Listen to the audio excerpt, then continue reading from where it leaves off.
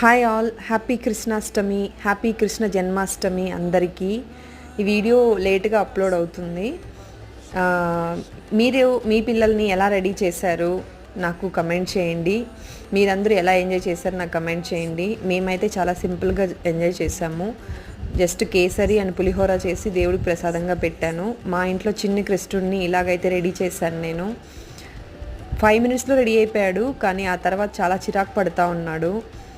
తీసే ఆర్నమెంట్స్ అన్నీ అని కొంచెం చిరాగ్గానే ఉంటుంది కదా. అయినా సరే కొంచెం మెమరీస్ లాగా ఉంటాయి కదా, ఫొటోస్ అండ్ వీడియోస్ అని చెప్పి నేను అలాగ ఉంచాను.